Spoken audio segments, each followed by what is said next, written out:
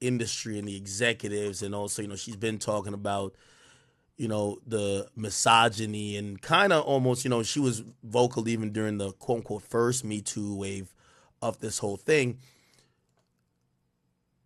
So this is a rabbit hole I'm going on there. I'm going down this rabbit hole. Maybe what's starting to happen in hip hop is this. You get these few, 3 or 4 big companies that comes in, and they're almost doing a coup on the music industry.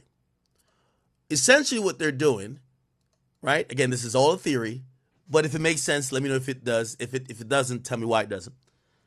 These companies that are buying these people's catalog have no real stake in hip hop. But what have they done? They've gotten to a point where the majority of current acts, like all the current executives, are basically out of here. They got all the executives out. Really, maybe. See, I don't want to get too far down that rabbit hole because Diddy just seems like he's a fucking creep. And I feel like I'm making the, he was about to buy CBS angle. But I'm just saying, let's assume Diddy's a piece of shit whether or not he got caught, right? I'm trying to just go down the realm of all of this being set into motion. Everybody's selling their catalog. Maybe the way to get these people to start cashing out and sell their catalog, also to kill off the current wave of, what labels have going on, is to expose all of these executives or get them out the way. You got to go to Bali. You got Diddy, you going to jail. The rest of them are now gracefully retired. These niggas worked like 98 years. Now everybody wants to retire. Everyone wants to take a break.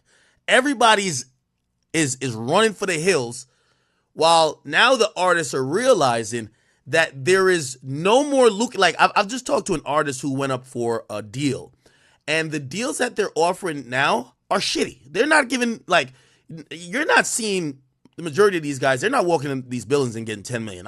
It's not happening. So they're getting offered for little to nothing for their talent these days.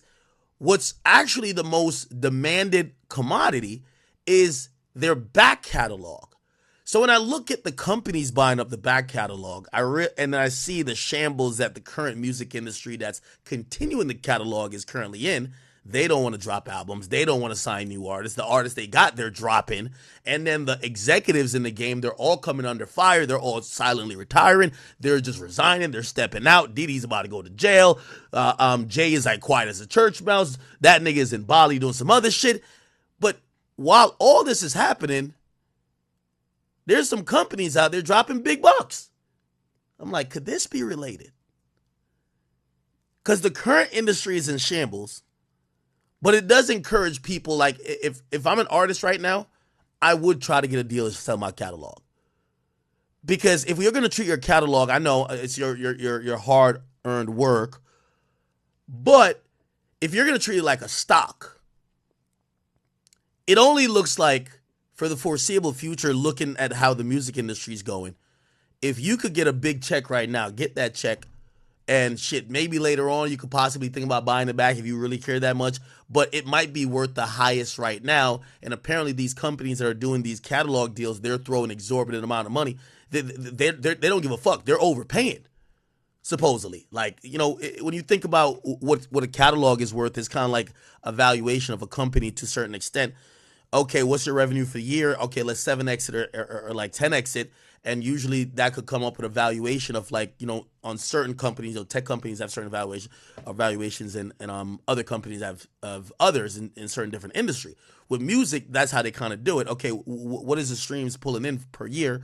How much do you own of, whether your masters or your publishing, if they're doing a deal for both?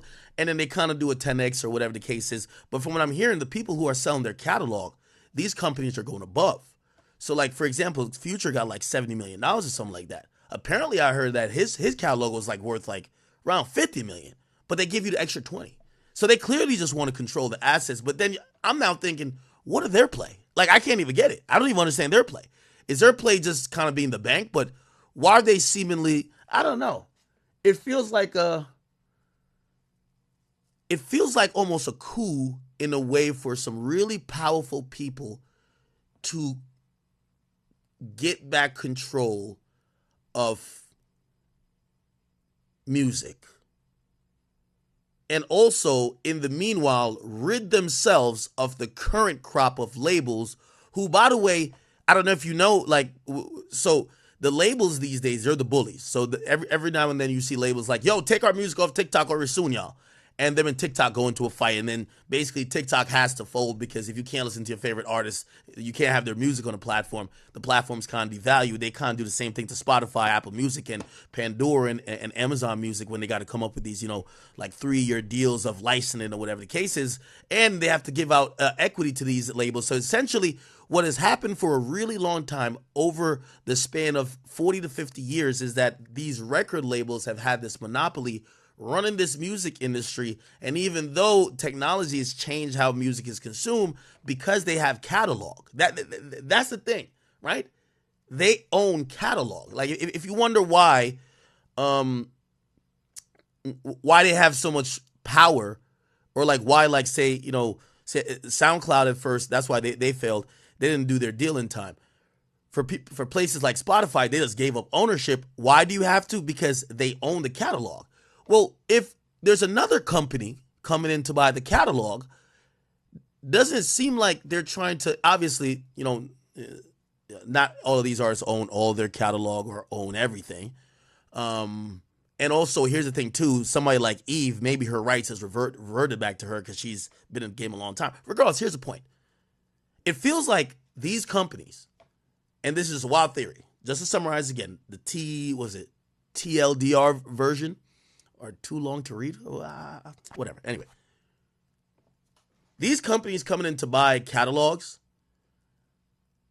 in a weird world, could say, this is our way to buy the industry. We're going to get rid of all the executives. We're going to basically have all these labels in financial turmoil where they got to save money, then spend money. So no more investments. When they stop investing, when Atlantic stops investing in music, they have to rely on their catalog. However, this company is also targeting catalog, and they're doing purchases that way.